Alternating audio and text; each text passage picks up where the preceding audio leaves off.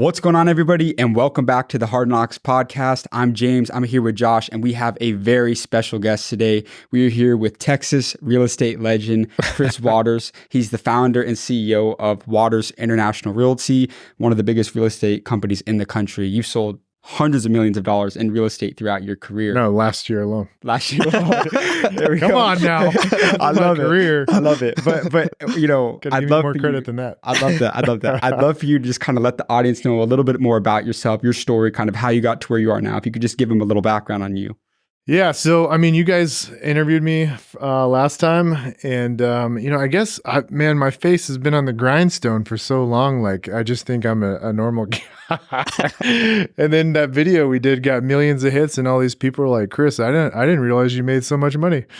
And and so I just thought I was, doing what you're supposed to be doing. I don't want to say work hard because, as you said, that's what everybody says. But I graduated college, probably like a lot of people in the early 20s, was trying to find my way. And I had this lawn mowing business through college. And actually, he was one of my most pain in the ass customers. When I was taking care of his house, he was always like very particular about things. And he was in real estate. He convinced me he and his wife had this little team at Keller Williams, and they convinced me to join and get in the industry. And it was an amazing decision. To be honest, when I was 21, graduating high school, when I went to go work for him, I lacked the humility I think that you need as a young person to be open-minded, to be coachable. And, so when I went to go work for him, after a couple months, I saw all these proverbial ceilings, and I was not coachable. I wasn't humble. He was giving me advice, and he's a great, I actually talked to him recently. He's a great guy, great salesperson, and he's telling me what to do, and I'm just kind of like dismissing all of it. And so I had to eat some humble pie to, get to a place where I was going to be open-minded to learn and grow. And so, after I went to that company for like 3-4 months out of college and quit. Like I quit. I was like, this is stupid. I don't see how I'm going to get rich doing this. And so then I went through this long detour for like 2-3 years, and, I got like, I don't want to say it was like a job. I was what's called an oil and gas landman. And, as a landman, your job is to like go find people that own mineral rights in Texas. And the job was absolutely miserable. And it's kind of like what you would expect of like an 8-to-5 job, like I worked 8 to 5 basically. And then I kept my real estate license active, and I was like doing some deals on the side on weekends and evenings and stuff. And I was super cheap with my money, and I invested it all into a bar and restaurant in the summer of in December of 2009. And for anybody watching this podcast, if you remember that time period, like, if you look at, you turn on CNBC right now, the Dow Jones is at like, 37,000. Well, in the summer of 2009, the Dow Jones was at like 5,000. Wow. Like that's pretty, let that sink in for a second, right? Yeah. So we're at 37,000 right now. It was at 5,000. Like the market was in a lot of turmoil. And I put all my money that I had saved for years and years and years, those first few years out of college, I put it into a bar and restaurant, and here in Austin, and it was located off 6th Street. And I had read something that said, when the market goes south, that alcohol sales go up. And like, I'm not, sure, when I was in college, I definitely had my fun, but like, I'm not one of those, what you would expect of like a bar and restaurant type owner. I had never been a bartender, none of that. And I'm like, well, I'll figure this shit out. And so I invested in this bar and restaurant, and about 9 months later, I show up and there's chains around the door, and there's a sticker from the Texas Alcohol Beverage Commission, and my landlord is saying you guys are being evicted. And man, I was so broke. Like I mean, I'm not even kidding. I don't even think I had $10 in my account. Shit, it might have gone negative at some point that fall. And so, man, I was like feeling on top of the world when I graduated college, and then like 3-4 years later, I'm like broke as a joke. And that was a huge turning point. Getting, having to, you know, basically be like, all right, maybe there's something out there that I need to learn so that I don't do this again. And so the only thing I knew at that point after that bar and restaurant shut down was real estate. And so it's like 2010, and I just start becoming like a cold calling machine. Like I didn't have money for leads. I didn't have money to go buy some fancy software. I just was hammering the phones, trying to book appointments. And I wish I could tell you I was good. I was absolutely terrible. For anybody that knows my wife, like those first 6 months where I was just hammering the phones, like I'd be on the phone prospecting from like 7:45 to like 8:45, 9:45 in the morning, hit it again around lunchtime for an hour, and then again in the evening from like 5:45 to like 7. And I was doing that 7 days a week. And like I'd be lucky to book maybe one face-to-face appointment with somebody about buying or selling a house, like sometimes 2 a week, maybe if I was lucky. And, I don't know, I've put like 30, 40 hours in doing that 7 days a week. Right. And, my wife would make fun, it was my girlfriend at the time, but my wife would make fun of me, telling me how terrible I was on the phone. She's like, you got to stand up, sound more excited. She's like, she always tells a story about this lady and, this woman on the phone had just lost her husband, and she's telling me, she needs to get the house sold. And like in my head, I'm just like, oh man, this is somebody that needs to they're in a must sell situation. This is a great lead. And like, I'm not even, there's like no empathy in my voice. And I'm just like, okay, great. I could literally say, okay, great. Let me help you get this place sold. When can I meet with you? Do mornings or afternoons work better? And my wife is just like, God, you sound like such an asshole on the phone. Like why would anybody ever want to meet you? And so anyways, it was, about 6 months in, I was still super broke. I mean, I owed so many people so much money. And I was like, man, I gotta figure out how to make money faster. And so I got a sales coach to help me with prospecting and just like knowing what to say on the phone, like what to say on the phone, how to say it. So anybody that's watching this, all you inside sales hustlers out there, you guys all know about like, your cadence and your tonality and all these things. And so I started getting coaching, and like literally everything started changing. Like my results on a weekly basis, grew like 300%, 400%. I started booking, instead of one appointment a week, I started booking 4 or 5 appointments a week. And it got to a point where like I was so busy like servicing the customer, I couldn't, actually, be disciplined enough to allocate enough time to continue prospecting. And so I hired my, the very first person to take over that role of inside sales and prospecting and booking appointments for me. And like, man, that took things to the next level, because then my productivity grew another 300 to 400%. And so, I think, for everybody, that a lot of the people that are watching this podcast and listening to you guys, I think the key thing, like most of us as entrepreneurs, like I wish somebody would have gone back in time and told me, is like, a lot of people talk shit about the corporate ladder, but there kind of is a ladder in entrepreneurship, and it is just like the corporate ladder. It's very skills based.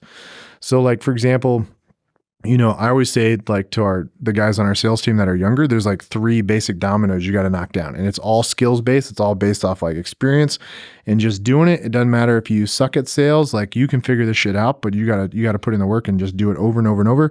Be coachable, open-minded, take what you learn and put it into practice. And so that first domino is inside sales. And was something crazy about inside sales. Like I heard if you go on LinkedIn and you look up how many people have in their job title inside sales, there's more people with the job title that they're an inside sales associate at a company than there are real estate agents. And so like that, like people literally have like inside sales as a career their whole life. And so if you're an entrepreneur, you're trying to build a business, like you got to know how to have influence on the phone, like, and book an appointment to get face to face with people. And that is a skill. And literally people spend their entire career just focused on that one skill. And so that's kind of like the first domino you got to learn is phone sales, like what to say on the phone, like how to, prevent the marbles from coming in your mouth because you don't know how to overcome some objection. How to, when to sound excitable and then when to sound like empathetic. Like the story I was telling you earlier about this lady who had lost her husband and like, had no empathy in my voice. Like I wasn't listening to like what was going on with her. I was only thinking about the result I was seeking versus like being a little bit more, present in the moment, listen to what she was going through. and trying to build some rapport with her over the phone.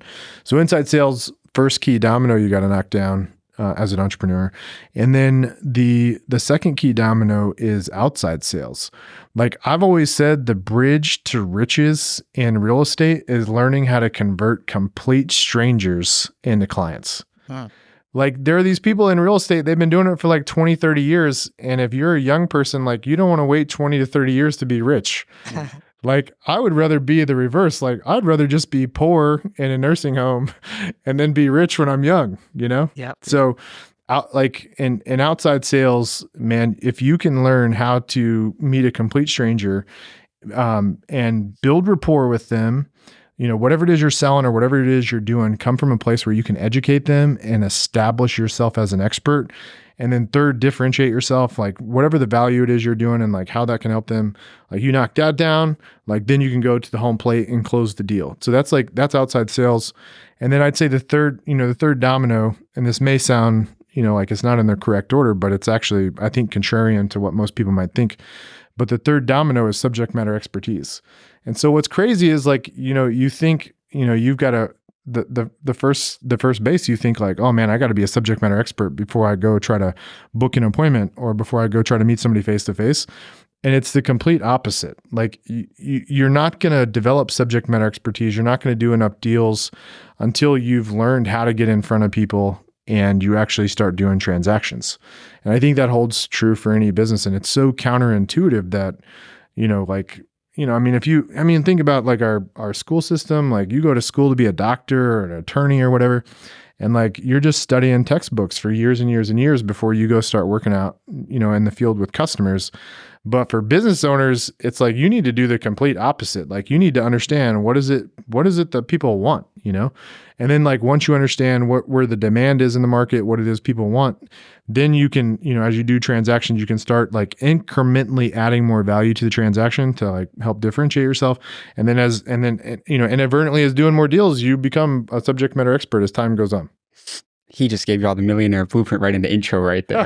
That was a man, I don't feel like I went on a long tangent. No, that was great. That was great. I got to ask you though, I want to go back to 2009 real quick. You know, you put all your money into a bar restaurant, right? Disaster. It goes to zero. Yeah. Eviction notice on the door. Yeah, chains on the freaking door. You hit rock bottom. Yeah. I give you the names of the people in Austin that put the chains on the door.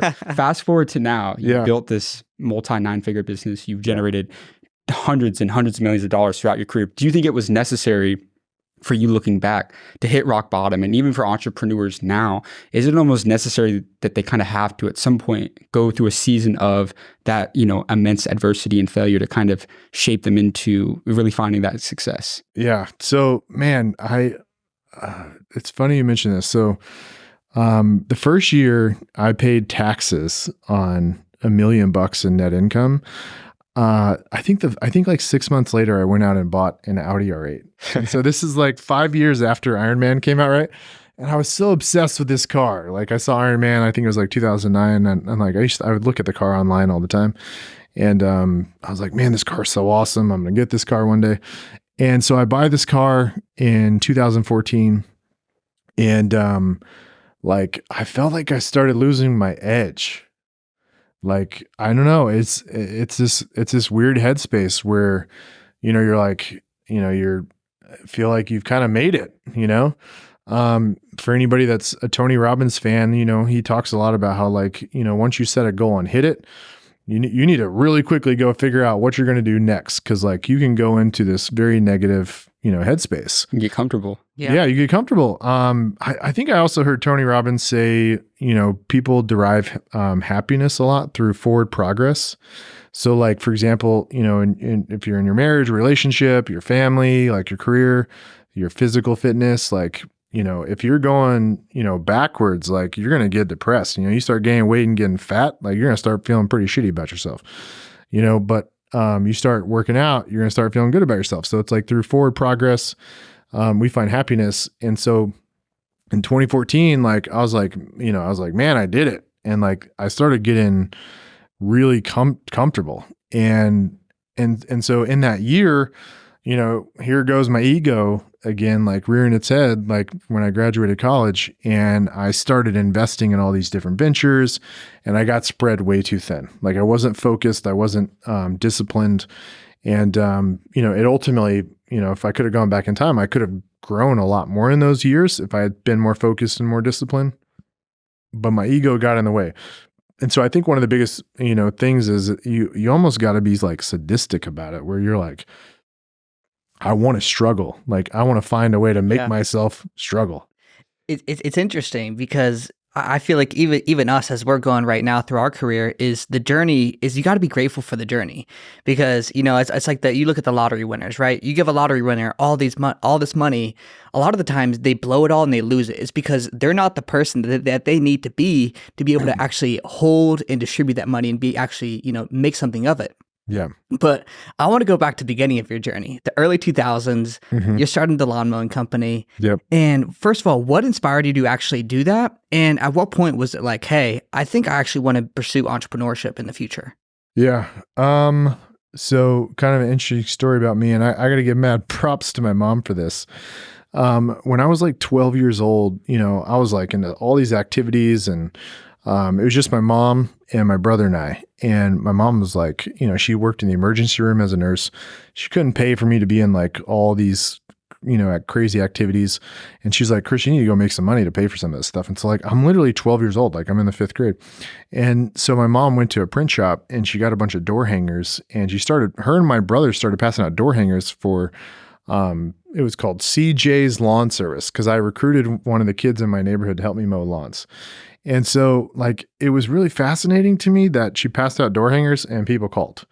And like, there was just something about the marketing side of that was kind of fascinating. You put a door hanger out there and like, boom, your phone rings and all of a sudden you get a sale. Granted, my sale was $25 after mowing the yard, but I found that really interesting. And I liked working for myself, and, setting my own, schedule, rules, whatever.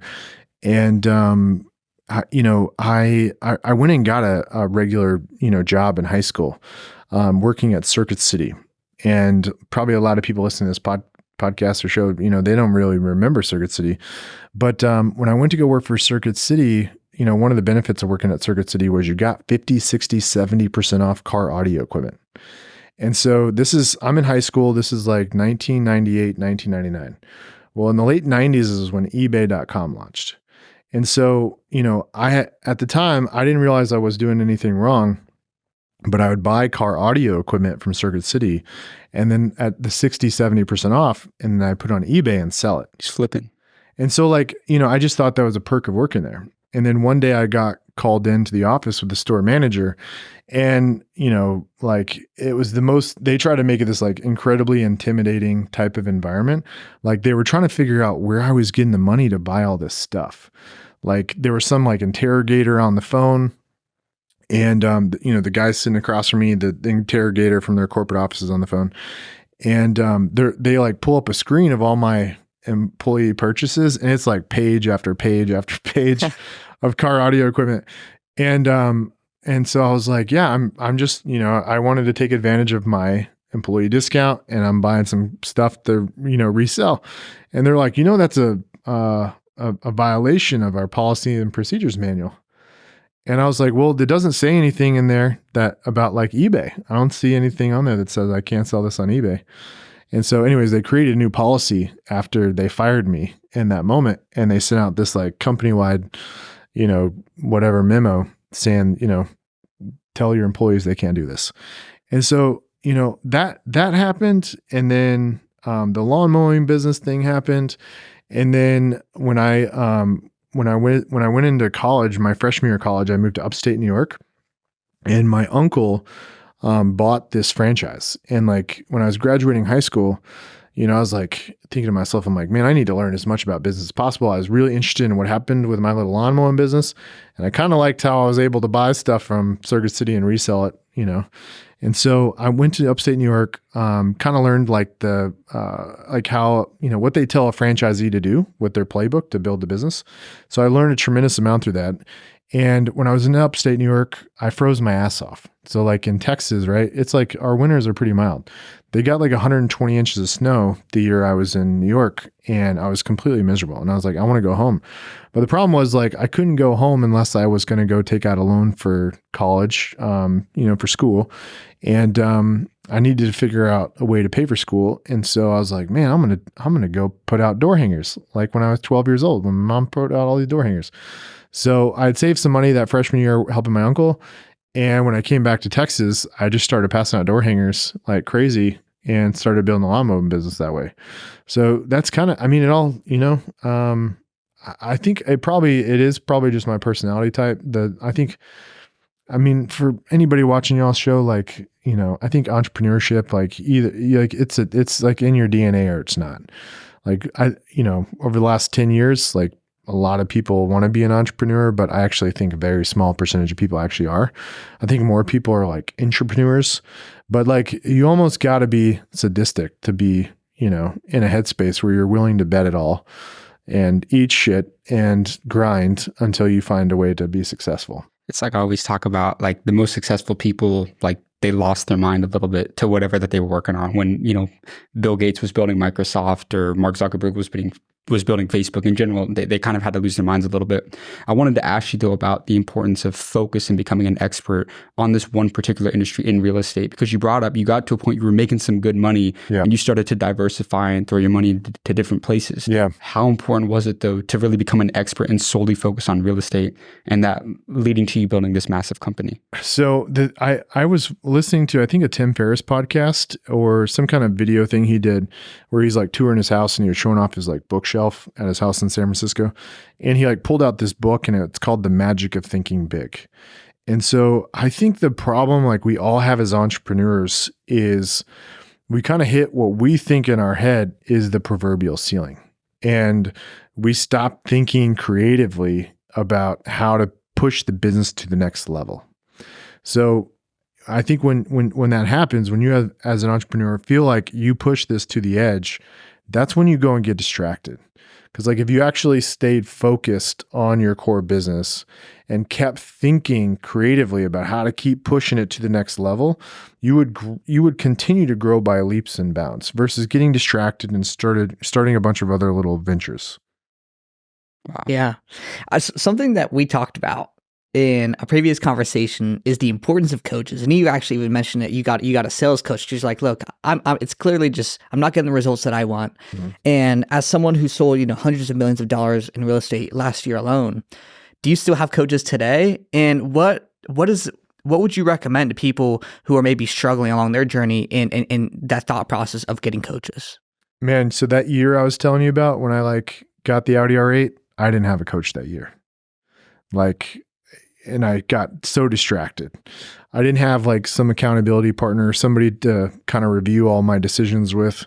And, basically 18 months after buying that Audi R8, I got another coach because like I got spread way too thin. Like the wheels started falling off on all the ventures, and, so today, 2024, literally 10 years since I bought that car. That's crazy to think, 10 years, holy shit. Damn, man, it feels like I was in y'all's shoes just yesterday. So today I have more than one coach. I have multiple. So I have like a CEO advisor.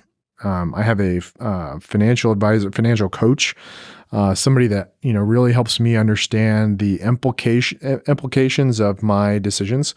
So like as your business grows, it costs money, and like you need to be able to forecast what are those initiatives going to cost, and like, when are you going to start to see the return of it, and like how deep are you going to have to go? Like, one of the things that's kind of like a mental mind, I'm not going to swear and say that, I'll keep it PG. One of those things that's just like really messes with your head is, when you don't expect, for example, your savings account to just crash and burn, and so like when you launch some new initiative, like when you get, for example, like somebody that's on the CFO side They kind of help you see how the next 6 to 12 months are going to play out from a very specific decision you're going to make. And so, going in advance when you make that decision that, your balance sheet, your cash reserves are going to go down. And like, you have to know like, okay, this is the plan, this is meant to happen. And so for, a lot of high driver personalities, including myself, like the balance sheet, the cash in the bank, like it's your scorecard, And so when you see your scorecard going down, you're like, oh shit, And so then you start making dumb decisions. So I think like my financial coach / kind of CFO advisor, that guy is incredible. He's, like most financial people are more conservative. Like they expect things not to go as well as you do as an entrepreneur. Like if you're an entrepreneur, you're probably very optimistic.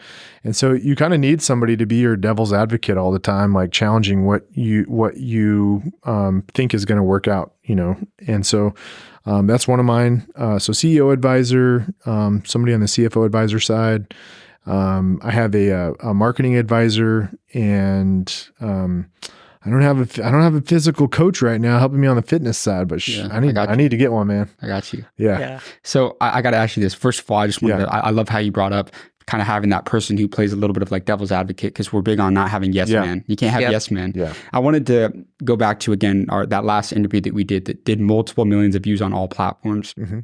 You brought up how one time you were watching Shark Tank and you heard Damon John say this quote, "Pioneers get slaughtered, but settlers prosper." And the reason why I think that resonates with me, and I think so many people, and why it's important, is because if you go out to even like Lake Travis, right, where there's people that own $25, $30 million houses, even more, you go and talk to a lot of the people on those lakes, and it's actually, they built an HVAC company or a plumbing business and unsexy businesses. Whereas people have this thought that they have to build the next Google or the next big tech company. But what would you say really is the kind of, if you could break that quote down, like kind of how you did and what exactly it means as far as not necessarily trying to reinvent the wheel in business?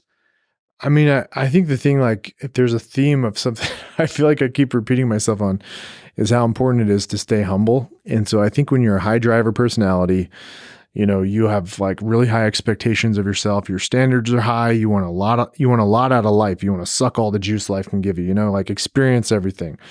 The challenge is, like it's a double-edged sword. You want all those things because you have a little bit of an ego, but if you're going to get all those things, like you need to be humble because you need to learn from other people.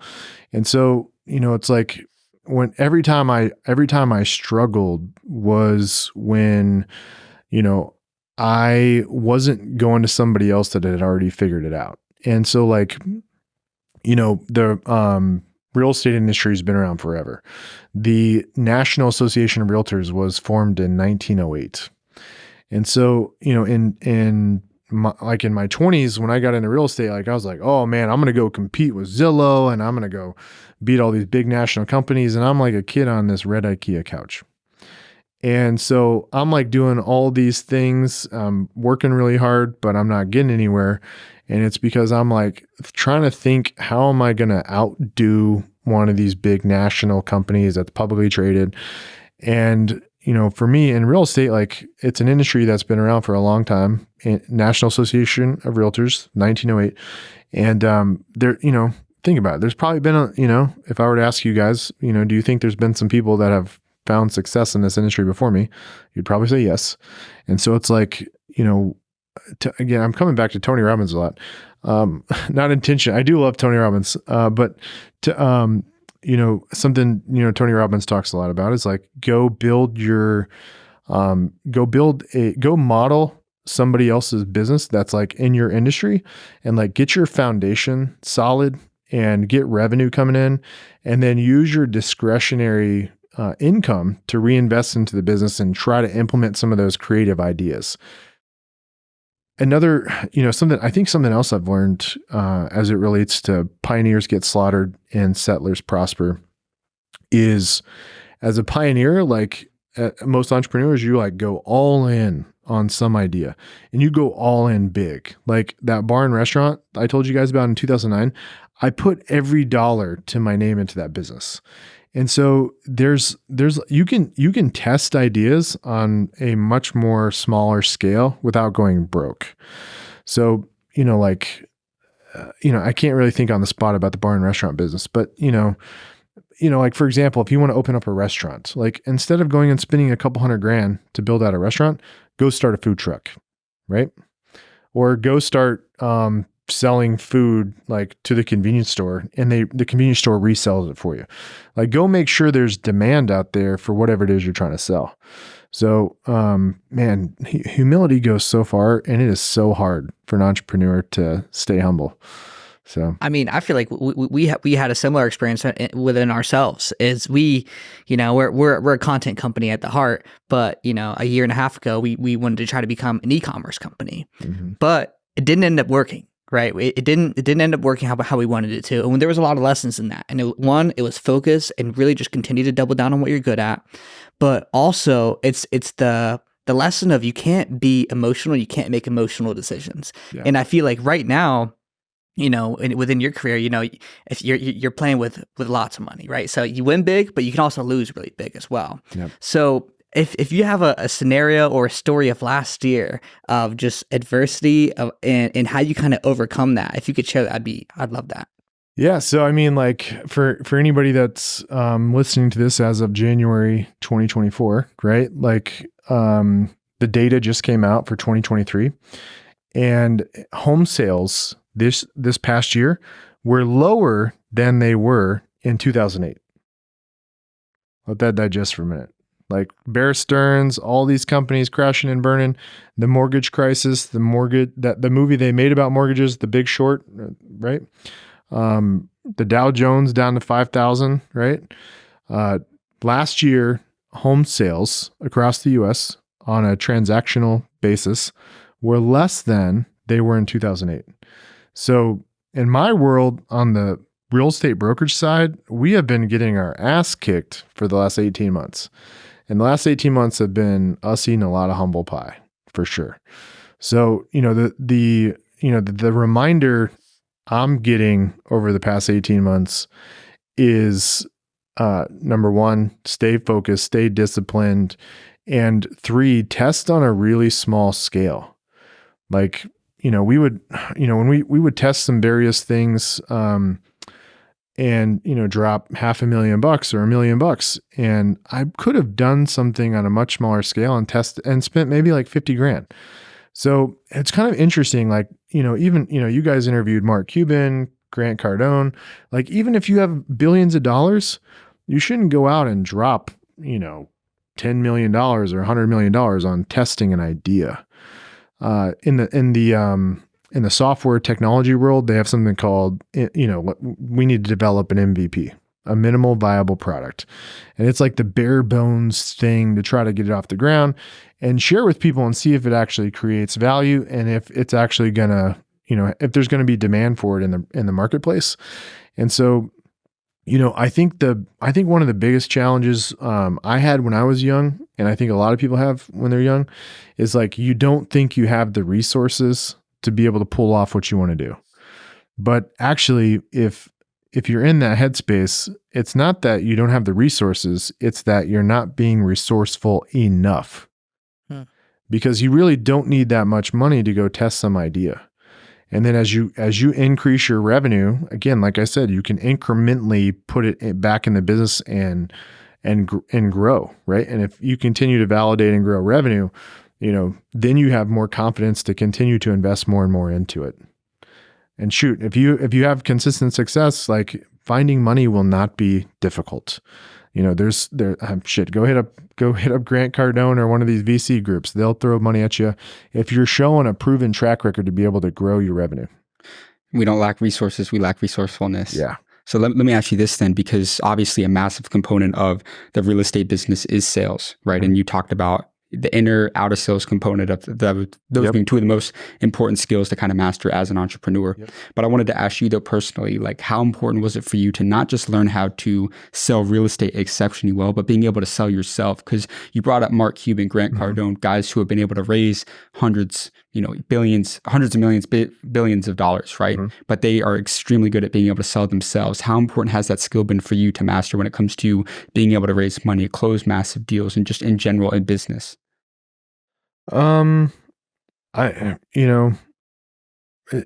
It's interesting. I don't really feel like I'm selling myself when I'm going to do a deal.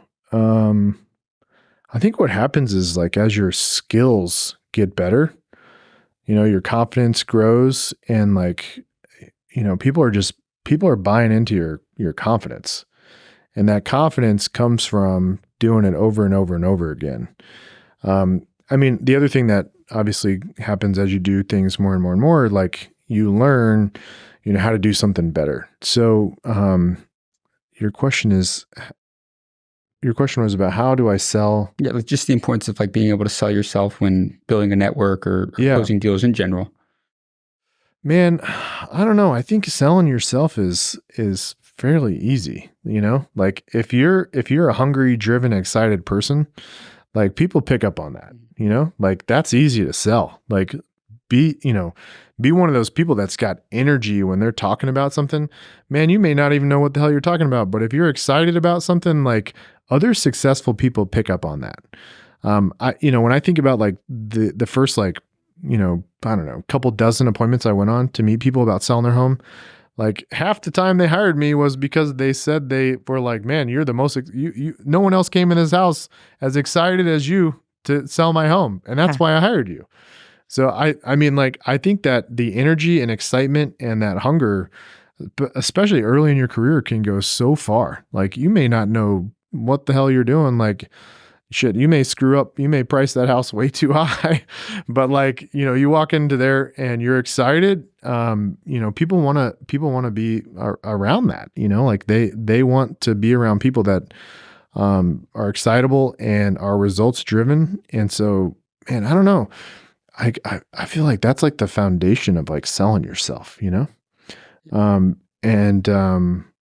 So I guess the root of selling yourself is like whatever it is you're selling, you better be passionate about it. So it seems like you said, you got to be confident, but you also kind of have to be obsessed a little bit. It's kind of like what you're saying. Like you were obsessed about real estate. Yeah, man. You do. You gotta be obsessed. God, I feel like, who is it? Who was it? There was like this show series. Who was it? Like this rapper put on, and he's like taking people, trying to help them like have successful careers. I don't think it was Jay-Z. Maybe it was P. Diddy or something. Does he have a new name nowadays? I'm not sure. I'm so behind on pop culture. Anyways, like I remember like seeing like a little clip for some reason, and it just caught my attention. And P. Diddy's like, if you want to attain like these really high levels of success, and you want to follow in the footsteps of these giants, like if you think you're going to become a giant in this industry by working 8 to 5, you're fucking, you don't know what the hell, you might as well go get an 8 to 5 job, because you're not going to find success. So are y'all going to edit this? I don't want to drop F-bombs and get in trouble. No, you're good. You can say whatever you want. Yeah. So in 2009, I don't want my mom to hear this, and my mom's like, nah. In 2009, you're broke. Yeah. 2010, you start your own venture within real estate. Yep. By 2015, you're expanding to other cities across Texas. Yep. And earlier we were talking about how just like there's a corporate ladder, there's also an entrepreneurial ladder. Yeah. Where you got to learn a variety of different skills, as well as just self-develop as a person to become that person that can actually is possible of achieving those things. So what would you say allowed you from 2010 to 2015 to actually not only grow your company, but what skills did you also learn along the way? Yeah. So great question. So, there's the inside sales piece, the outside sales piece, subject matter expertise. That's kind of like the basics. Then there's like, how do you actually grow and scale a business? And dude, that is hard, like that's super hard. Like kind of the elementary level, if you will, is like learning how to lead your customer to success. But then like to scale the business, it's like, you got to be a leader of leaders. And that's hard. Like, how do you help other people follow in your footsteps and not, take these detours like I did, like how do I keep other leaders from going and like getting distracted by all these other ventures? And so that's the key thing that I started picking up on in 2014 and 2015. I think as you grow your business, you think you're going to go out there and find a lot of other people like yourself. And anybody that's watching this, that's like, works their face off and is out there hustling and grinding and being resourceful and persevering and all those things. Like, once you start finding success, you think anybody can do it. But, I'm going to toot a lot of people's egos out there real quick, but like you're a unicorn. There's not a lot of people that can do that. And so, I think you also have to learn that like a lot of people that are going to join your organization are not going to be unicorns, and your organization is going to be made up of utility players. And so you just need to find enough unicorns to lead the army of utility players. And then it's just, it's about, having like a clear strategy and breaking down like your quarterly tactical operating priorities quarter by quarter, and then holding your people accountable to that, making sure that, your key leaders are, just like we've talked about, coachable, resourceful, they execute, and, making sure they're following that plan to get where you want to go. I wanted to ask you, because I saw a statistic the other day that was talking about how it's like the top 5 or 10% of real estate agents make like 90-something% of the money that's made in real estate. Yeah. What is it that separates people that are in the top 5 or 10% as far as real estate agents? I'm sure that you work with some of the best agents. I mean, you've obviously sold hundreds of millions of dollars. What is it that separates people and keeps them in that top 5 or 10%? Man, I'll give you all a staggering statistic. Somebody told me, based off last year's data, actually the last couple of years of data, is a homeowner, when they're thinking about selling their house, there's a 98% chance that the realtor that walks in that door is not a market expert. And so like I would define a market expert as somebody that's closing at least a deal and a half, 2 deals a month. Like that's a pretty, low bar. But if you're doing 1.5 to 2 deals a month, like, you're showing properties, you kind of understand what's out there for sale. You understand at, granular level, the mortgage process and working with title companies and all the paperwork. And so 98% of real estate agents out there close less than 1.5 homes per month. And so think about it, you're a homeowner, right? And you got to sell your biggest asset, and 98% of the workforce is not a market expert. That's pretty mind-boggling. So I try to think like, what is it that is causing so many people to have such a hard time, hitting this like minimal baseline number of sales, 1.5 to 2 homes a month, which is like 18 to 24 deals a year, which is like not a lot. I mean, it's, I guess for the industry at this level, people consider it to be a lot, but what's so hard? And so when I kind of reflect back on like the last couple of years, I've sent out lots of surveys to our team, like the agents within our company, and I ask them, what's the one thing you hate the most in the survey? And I always get the same response. Like literally 99% of the agents in our company say the same thing. They all say they hate prospecting on the phone. It's the one daunting task that they absolutely hate. Like if somebody calls them, they'll talk their ear off, right? But like they don't want to pick up the phone and call a stranger. Also, they don't, want to go on they don't want to go on an appointment with somebody that doesn't know them unless it's a pre-vetted appointment and it's somebody that like actually wants to meet them because they're scared. Interesting. But the number one reason is they don't want to pick up the phone and call someone that doesn't know who they are. Wow. It's the number one and that's like in my company. And I think if there's agents watching this right now, they should, comment, right? Like, would you agree with that? Because every time I interview agents and ask them, what's the one thing you hate? That's it. But what do you think that stems from? Well, I find that interesting because that's also how you got your start. You literally, you couldn't afford a software or anything like that. You had to pick up the phone. I had no choice. Yeah. So what do you like? What do you think that kind of stems from now where, the agents are probably doing, decent for themselves. They probably can't afford some of those softwares to where they just don't want to pick up the phone. Yeah. So I think a lot of people get into real estate because the idea of like meeting people face to face sounds fun. Showing houses sounds fun. There's this idea that, your schedule can be flexible. And so there's a lot of misconceptions about the business. And the agents that are really successful early in their career, they do not expect to have a flexible schedule. They don't expect that they're going to spend all of their time showing houses. Like the people that come in the industry that are really successful expect to spend their time on the phone booking prospective appointments and building their pipeline of prospective appointments to meet face to face. So I think that's ultimately one of the biggest reasons why the statistics are what they are, because there are so many misconceptions about how you find success in this industry.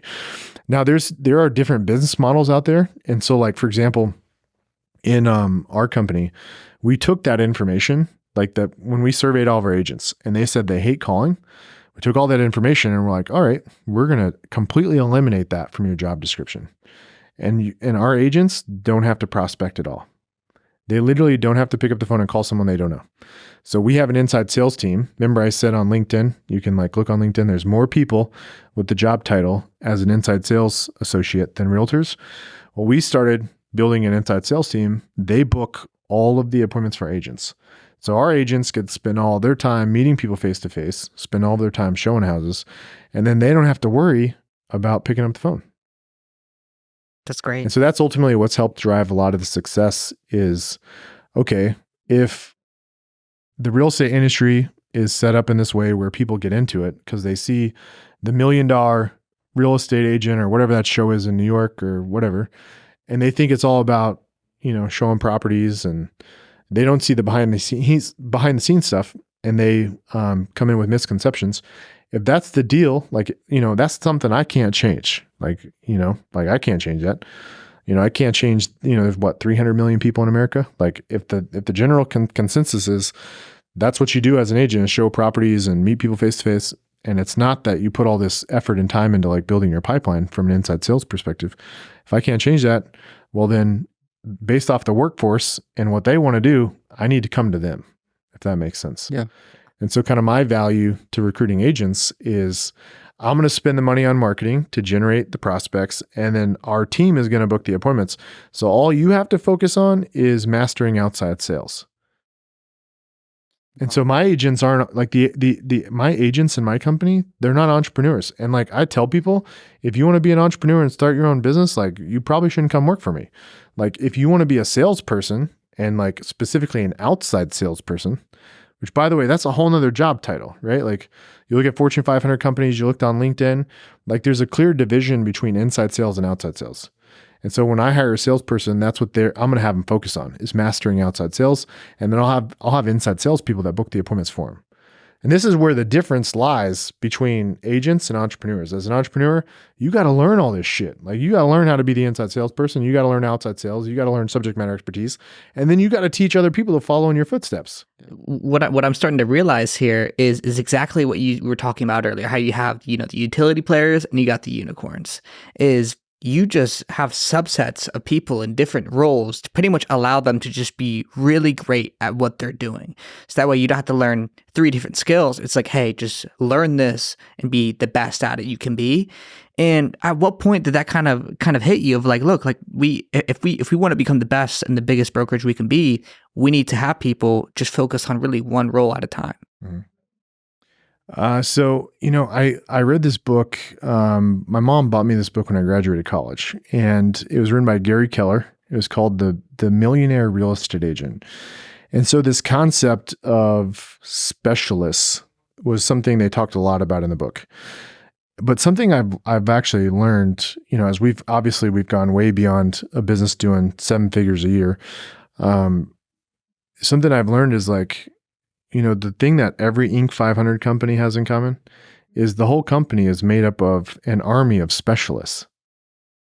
Like an Inc. 500 company does not develop because you have one person doing 10 different job titles. Like a company becomes an Inc. 500 because you got an army of people that specialize in something very specific.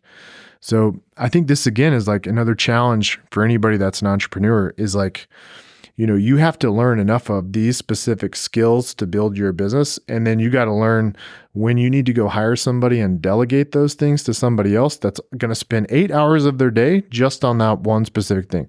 And then you got to be willing to give up the control, like they may fail, they may succeed. Like you got to take the risk, and then another huge aha I've had is I think a lot of us as entrepreneurs, the biggest mistake we make is we don't come from a mindset of abundance when it comes to recruiting people to join our teams and our organizations. So I read this book somebody turned me on to, written by a guy named George Anders, called The Rare Find.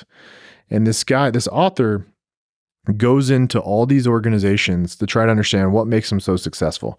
He went into this like elite level investment banking company. He went and sat in the jungle in a tree, like overseeing special forces. He went into an organization called Teach for America, which is ranked by Forbes as one of the hardest companies to get a job at. And it's a nonprofit where you don't get paid diddly. So the one thing like all these companies have in common is if you think about their recruiting efforts, it's kind of like a funnel. Like everybody's probably watched on the Discovery Channel, the Navy SEALs, and they have thousands of people apply, but then only 100 guys show up for BUDS training, right? And then out of those 100 guys, like maybe 20 of them make it. So like, when you start out with a funnel that big at the top, at the bottom, yeah, you're going to end up with the cream of the crop. And so I think another huge aha I had back in 2012 and 2013 was I needed to come from a mindset of abundance when I was selecting the people to join my team. Because like when you're spread super thin as an entrepreneur and you're wearing like 10 different hats and it's painful and you're working 18, 19 hours a day, like you just need somebody to like, jump in and be a lifeline. And so like you don't really spend enough time making sure you're finding the right person. And so you just get some Joe Schmo off the street to help you. And then they don't actually help you take the business to the next level. So there's this acronym I picked up in the real estate industry. And it kind of like ultimately like boils the job of a business leader into a couple letters. It's RSTLM. It stands for recruit, select, train, lead, and motivate. And so, we all know like high driver, kick-ass people, like they don't need to be managed, right? They're going to be successful. And I'm sure you guys have heard of that Pareto's principle, right? Like there's 20% of your actions that yield 80% of your results. Mm-hmm. And so it's like, when you think about that acronym, RSTLM, which one of those things is what's going to drive your results? What would you guess? It's the same thing. All these like organizations like the Navy SEALs, Teach for America. Could you give me the acronym one more time? RSTLM. What does it stand for? Select, train, lead, and motivate. Motivate. Which one do you think is the most important? Motivate. No, I'll say recruit. The two letters would be R and S. If you really had to boil it down to one, it'd be the selection process. And so think about the Navy SEALs, think about Teach for America, think about companies like Goldman Sachs. Like they have this massive barrier to entry to join the organization. Right? Yeah. Yes. Like not only do you have to have this amazing pedigree, but then you have to go through like all kinds of crazy shit for like 3 to 6 months. Yeah. There's a movie Will Smith, was in, what was it called? Delivering Happiness. Pursuit of Happiness. Pursuit of Happiness. Yeah. Great movie. That's a top 10 movie right Dude, there. so in Pursuit of Happiness, think about it. Like on the first day he walks in for that class, right? They say, we're going to bring on board the person that has the number one number of sales and the number one test score out of the 30 people in this class. If you build an army of people that have come from being number one in their class, like you're going to have a badass company. Yeah. Yeah. Right? And so like every single elite organization has these crazy barriers to entry. And so the thing that I learned from that book, The Rare Find, is you got to have some crazy barriers to entry. And the interview process, when you interview somebody to like come work for you, the interview process is bullshit. Like, everybody can fake it for an hour. And so what, like, Come to learn that. in the Navy and like the Navy SEALs, right? Like Yeah, they have some. I mean, I don't know. I'm not a Navy SEAL. I mean, there's lots of these guys talking on podcasts and stuff, but I'm sure there's some kind of like interview process at the beginning. But the real interview process is when you're like 6 months. Yeah, is when you're like eating shit. Haven't eaten food for 24 hours, haven't slept. Like that's the interview process. And so the more you can inject practical application into the job interview, where you can actually observe them taking action. Doing what it is they're going to do when they come to work for you, then you have a higher probability of finding someone that's going to be successful because you've already seen a little bit of how they're going to perform. So like, for example, when we hire sales personnel on the inside sales team, part of the interview process is they have to call and prospect with us. Like we literally role play with them as part of the interview. And so the thing we learned about like inside sales is when somebody calls to apply to work for us, we kind of like tee up this scenario. And like the scenario we typically use is like, okay, here's a deal. You're calling a homeowner. Their house has failed to sell. They hate realtors, hate them. They literally just spent the last 6 months on the market, leaving their home every single weekend, letting people come into their house, picking up all their kids' toys and all their shit all over the floor, right? Preparing for the showing. And they haven't sold their house. And they literally despise real estate agents. And you're going to call them and try to book an appointment to earn their business. And so that's the setup for the role play. And so what we found is we go through this whole thing with them and we don't give them a lot of training. We just like want to see how they do. Like, what do they do to book the appointment? And what we kind of figured out is like, we get basically like 3 responses from people when we do this. We get one person that'll get like diarrhea of the mouth, just talking about how great they are and why they needed to come, meet with them. Yeah. And then we get another person that gets defensive. Like I remember the first time I did this after reading that book 10 years ago, 11 years ago, I remember this gal applied to join our team and she graduated from Pepperdine University. And she, you guys probably know Pepperdine, man. That's like, it's an amazing campus. Like I think it's $100,000 a year to go to school there or something more. That's in California. Malibu, Yeah. Well, so at the way the role play works is like towards the end of it, we just completely shut the candidate down. Like no matter how good they did, like they could have done a great job, but we just shut them down. And we're like, you know what? Like I appreciate you calling, but I don't have any interest in meeting with you. And I don't think you have what it takes to get our house sold. And that's how we finish every one. And we just sit in silence waiting for a response. And so again, you might get somebody that gets diarrhea of the mouth and just starts talking about, how great they are. And then you get somebody like this candidate that applied from Pepperdine and like, she got mad. She's like, do you know how hard it is to get into Pepperdine? Do you know what a mistake it is to not bring me on board, knowing what I had to go through to go to school there? Like they just get pissed and defensive. I love that. I love it because you get to see a lot about a person when they fail. And it's almost like it's like you don't really know someone until you travel with them. Yeah. And you don't really know someone until you see them blatantly just fail. And I'll tell you what, these are all things that we're going to be incorporating into our own hiring process going forward. Yeah. Well, so the third one, man, and this is the money shot. This is the answer. This is like the one you want. This is the rare find. You shut them down and they come back and they're like, okay, well, if you don't mind me asking, what is it you are looking for in the person you're going to hire? And they just come back with a question, right? They don't hang up the phone. They don't shut down. They don't get diarrhea of the mouth. They don't get pissed off. Like they just come back and ask that question. And so when you hire an inside salesperson, they're going to constantly face adversity every single day on the phone. And if you're giving that inside salesperson leads, like, well, if they shut down on the phone during the interview process, what do you think is going to happen when you give them leads? Yeah. What's going to be their natural instinct? So, I mean, the more you can inject this practical application into the interview process, the higher the likelihood is you're going to find the right person. And it's the same thing all these elite level organizations do. And it's really, it's really simplistic for us as entrepreneurs to put into place. And it doesn't have to be as crazy as Navy SEALs. And, you don't have to spend 6 months testing them out. It could be something much simpler and it could be much faster. Wow. I wanted to kind of transition now a little bit more to, the residential real estate game right now. And you, throughout your career, you've also bought and invested in a lot of real estate throughout your career. Mm-hmm. how can someone, from your perspective on the residential real estate market right now, over the next 5 years, like what is that sector, whether it's a city, a facet of real estate that's going to make a lot of people successful? So someone in their career right now, they're starting to put a lot of money to the side. They're looking to start making some big plays in real estate. What advice would you give to them to really start creating wealth in residential real estate in today's world? So I think the biggest opportunity is doing what are called subject to deals. So basically what's going on right now is you have people with these really low interest rates on their home loans, right? Their interest rates like 2.5%, 3%. And so, if I had $0 to my name, what I would do is I would go and find people that need to sell their house, but they put a really small down payment down when they bought the house. They have a really low interest rate, but they don't have a lot of equity.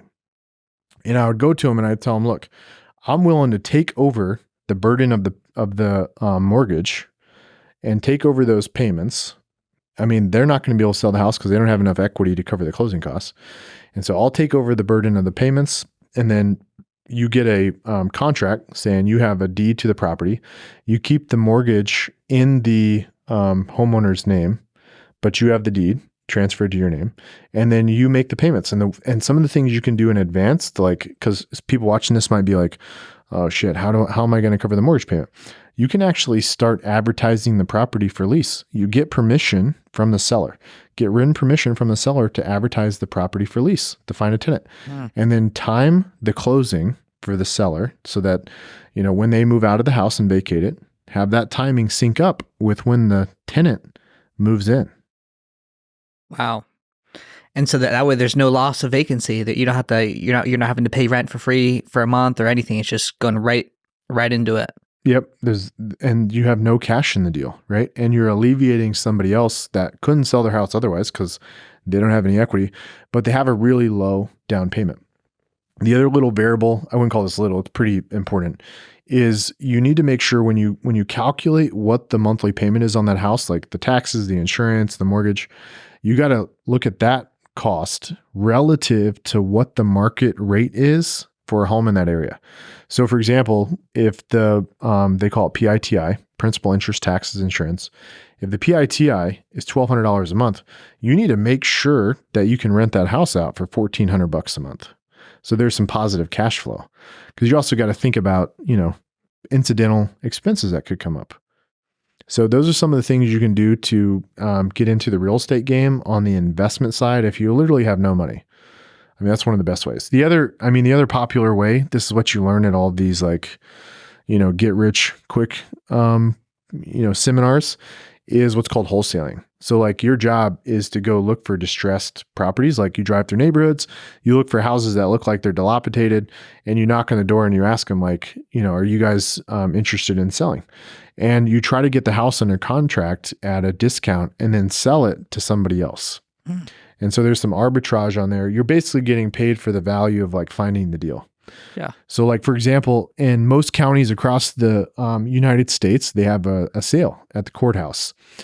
And what's kind of crazy is like, I've gone down to the courthouse when they're like auctioning off properties, and a lot of them don't get auctioned off. Like an alarming number of them get pulled from the sale. Like people figure out one way or another to try to buy themselves like another month or two.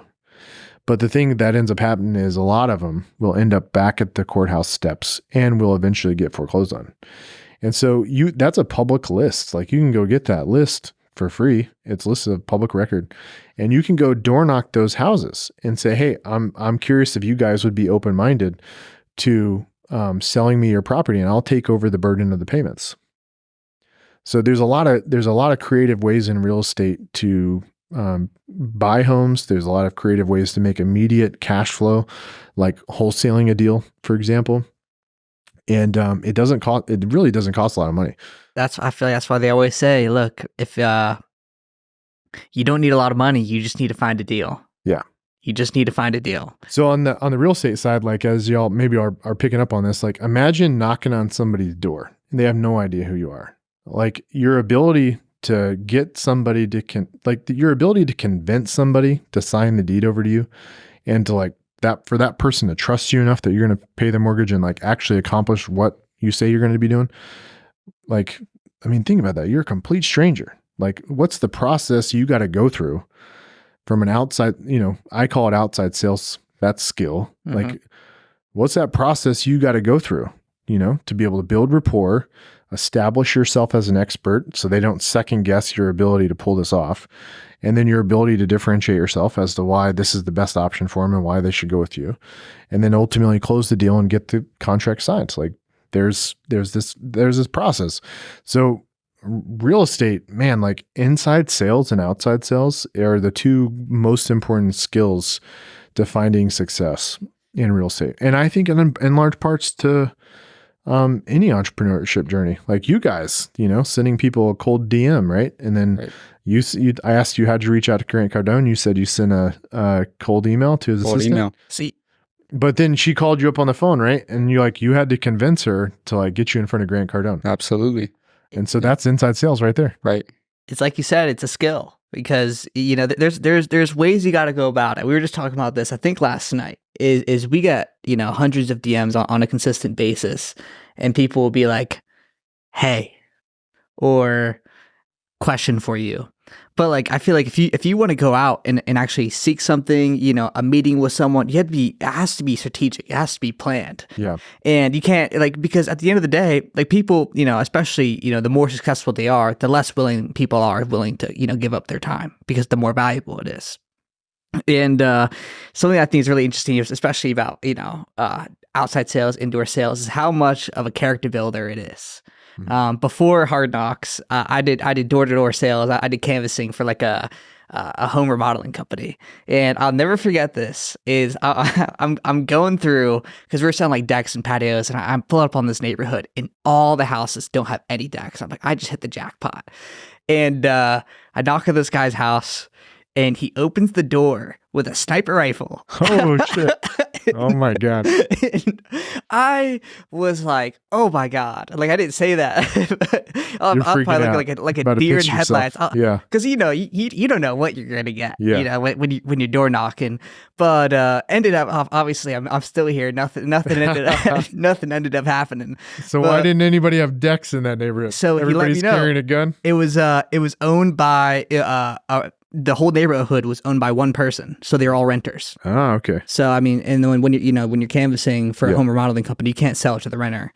So it ended up being so it was actually a blessing in disguise, but I was terrified at the time. Yeah. So, but it was it's a character building. Man, props to you for doing it. You know. So. Yeah. Well.